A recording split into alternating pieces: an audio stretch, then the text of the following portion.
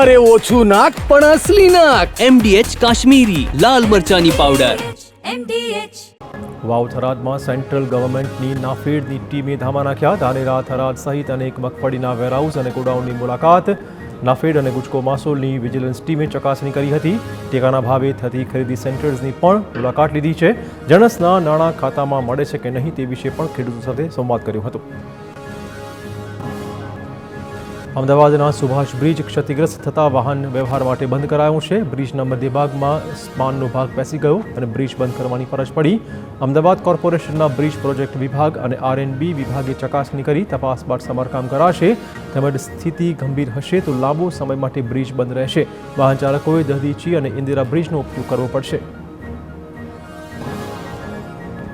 અમદાવાદના સૌથી વ્યસ્ત બ્રિજમાંના એક એવા સુભાષ બ્રિજ 52 વર્ષ જૂનો છે. તેમજ બ્રિજ પરથી રોજના 1 લાખથી વધુ વાહન પસાર થતા હોય છે. બ્રિજ બંધ કરાતા વાહન ચાલકોને હાલાકી પડી રહી છે. વડોદરાની ગંભીરા બ્રિજ દુર્ઘટના બાદ પણ બ્રિજની તપાસ કરાઈ હતી. 1.5 વર્ષ પહેલા સુભાષ બ્રિજની બેરિંગ સહિતનું સમારકામ પણ કરાયું હતું. સુરતમાં ઇન્ટરનેશનલ એરપોર્ટ પર સતત ત્રીજા દિવસે મુસાફરો હેરાન પરેશાન. આજે ઇન્ડિગોની બેંગાલુરુ સુરત, સુરત ગોવા અને સુરત પુણેની નિર્ધારિત 3 ફ્લાઇટ કેન્સલ કરાઈ. આ સાથે અન્ય 7 ફ્લાઇટ્સ મોડી પડતા મુસાફરોને હાલાકી વેઠવાનો વારો આવ્યો. છેલ્લા 3 દિવસથી ફ્લાઇટ્સ મોડી પડવી અને કેન્સલ થઈ રહી છે. રાજકોટમાં ઇન્ટરનેશનલ એરપોર્ટથી ઓપરેટ થતી ઇન્ડિગોની ફ્લાઇટ રદ. આજે ઇન્ડિગો એરલાઇન્સની 8 ફ્લાઇટ કેન્સલ કરાઈ, જેમાં રાજકોટથી મુંબઈની 3, દિલ્હીની 2, હૈદરાબાદ, ગોવા અને બેંગલુરુની 1 ફ્લાઇટ રદ કરાઈ છે. જેના પગલે મુસાફરોને હાલાકી ભોગવવાનો વારો આવ્યો છે.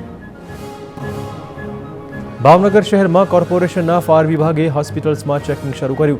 10થી વધુ ખાનગી હોસ્પિટલ્સમાં ફાયર સેફટી મુદ્દે ચેકિંગ કરાયું છે. ત્યારબાદ 5 ખાનગી હોસ્પિટલ્સને નોટિસ ફટકારી છે. 8 થી 10 દિવસમાં ફાયરની સુવિધા પૂરી કરી લેખિતમાં જવાબ રજૂ કરવાની સૂચના છે. કાળુભા રોડ પર કોમ્પ્લેક્સમાં લાગેલી આગની ઘટના બાદ તંત્ર હવે જાગ્યું છે. ભરૂચથી દહેજને જોડતા માર્ગ પર ફરીવાર ટ્રાફિક જામ થઈ ગયો.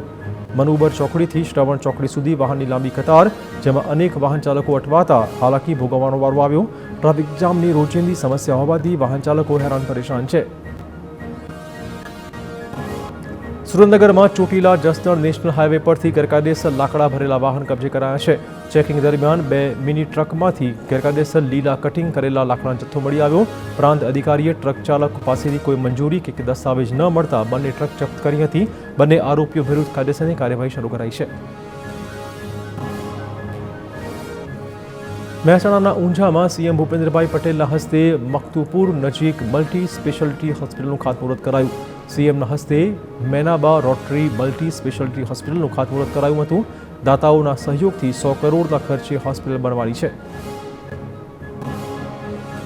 કચ્છમાં સફેદ રણની મજા માણવા પ્રવાસીએ રાહ જોવી પડશે. ધોરડો સફેદ રણમાં વરસાદી પાણી જોવા મળ્યું. 10 દિવસ બાદ સફેદ રણની જોવા મળશે અસલ ચમક. વરસાદી પાણી ભરાયેલું હોવાથી સફેદ રણમાં મીઠું પાક્યું નથી. ભારે વરસાદના પગલે સફેદ રણ દરિયામાં ફેરવાઈ ગયું હતું, પરંતુ વરસાદી પાણી વધુ માત્રામાં હોવાથી હજુ મીઠું જામ્યું જ નથી. સુરત કોર્પોરેશનની કન્સ્ટ્રક્શન સાઇટ વિરુદ્ધ કાર્યવાહી. બાંધકામના સ્થળે ગ્રીન નેટ સહિતના નિયમ ન પાળતા દંડ ફટકારાયો હતો. SMCના આરોગ્ય અને સેનિટરી ઇન્સ્પેક્ટર દ્વારા સરપ્રાઇઝ ચેકિંગ હાથ ધરાયું. શહેરના 145 બાંધકામના સ્થળે ગ્રીન નેટ સહિતના નિયમો નહીં પાળતા 44 લાખથી વધુનો દંડ ફટકારાયો હતો. જામનગરમાં તાજેતરમાં ખુલ્લા મુકાયેલા ફ્લાયઓવર બ્રિજ પરથી પસાર નહીં થાય ST બસ. બ્રિજની નીચેના રોડ પરથી જ ST બસનું સંચાલન કરાશે. શહેરના લોકોને ST બસ સેવાનો લાભ મળી રહે તે માટે 3 નવા સ્ટોપેજ જાહેર કરાયા છે.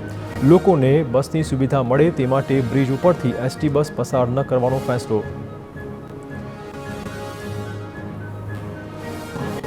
સુરતમાં નકલી જેલર રાજેશ ત્રિવેદી સામે પાસા હેઠળ ધરપકડ કરી અમદાવાદ જેલ ધકેલાયો છે. અમદાવાદનો ભેજાબાજ નકલી જેલર અમદાવાદની જ જેલમાં ધકેલાયો છે. સુરતના અલગ અલગ 3 પોલીસ મથકમાં નકલી જેલર વિરુદ્ધ નોંધાઈ હતી ફરિયાદો. અરવલ્લીના મોડાસામાં ઝડપાઈ પ્રતિબંધિત ચાઇનીઝ દોરી. ગણેશપુરમાં આવેલા ગોડાઉનમાંથી પોલીસે જપ્ત કર્યો જથ્થો. 480 ચાઇનીઝ દોરીની રીલ કબજે કરી એક આરોપીની કરાઈ ધરપકડ. ઉત્તરાયણ પહેલા પોલીસની મોટી કાર્યવાહી. જૂનાગઢના કેશોદ પંથકમાં તસ્કરો બેફામ બન્યા. તસ્કરોએ તાલુકા પંચાયત કચેરીની સામે આવેલી સાંઈરામ મોબાઈલ શોપમાં હાથફેરો કર્યો. મોડી રાત્રે ત્રાટકેલા બુકાનીધારી 70 થી 80 સ્માર્ટફોન સાથે 4 લાખની રોકડ રકમની ચોરી કરી ફરાર. ઘટના સીસીટીવી ફૂટેજમાં કેદ થઈ છે. પોલીસે ફરિયાદ નોંધીને આ કેસમાં તપાસ શરૂ કરી છે. MDH ચણા મસાલા હવે છોલા હોય કે ચોળા, સફેદ ચણા હોય કે કાળા ચણા, બધું મજેદાર બનશે. MDH